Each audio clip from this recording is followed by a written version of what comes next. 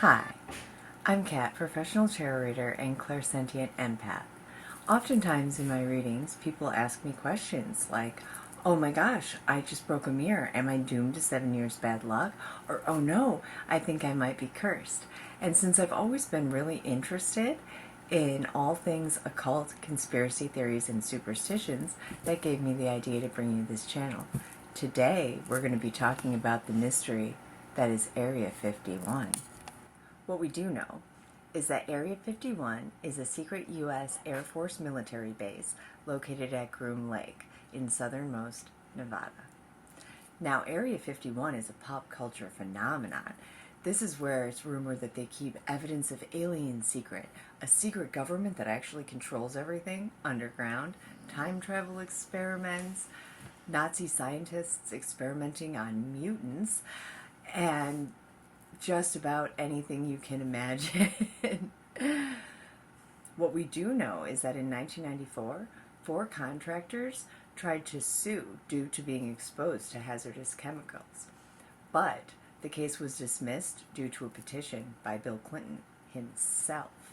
And if that's not weird enough for you, the airspace around Area 51 is restricted. But the maps only show the old silver mines that predated the CIA takeover in 1955. You can't talk about Area 51 without mentioning Bob Lazar. In the documentary Area 51 and Flying Saucers, they show his 1989 interview where he calls himself Dennis and they conceal his identity. He claims that in 1989, the U.S. government obtained 9 alien spacecrafts, and they hired him specifically to reverse engineer them.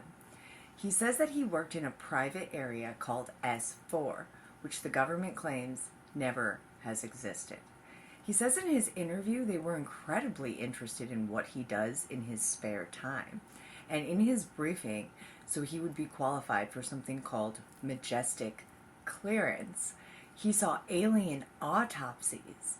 Now, he never claims to have seen any live aliens, as his job was to reverse engineer the spacecrafts, specifically the reactors to that. Over 30 years later, he still maintains his story and claims that he came forward due to death threats to himself and his family by the U.S. government. Bob Lazar's story put Area 51 on the map, and his interview with George Knapp was the biggest watched news story of the time.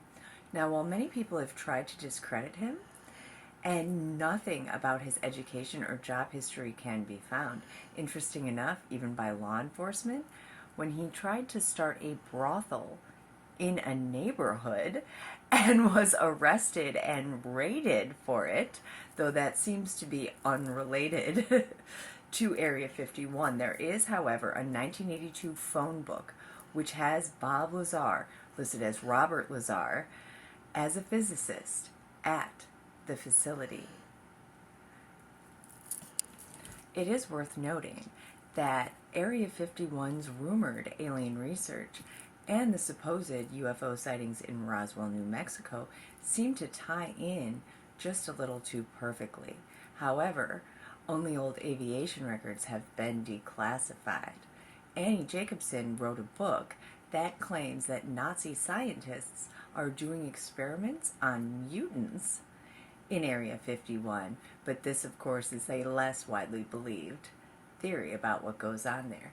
Nuclear testing has, in fact, been done in the area, and the 1994 lawsuit for being exposed to toxic chemicals that magically disappeared by the president's request does seem to make the mutant rumors and the experiments with nuclear testing a little bit more plausible.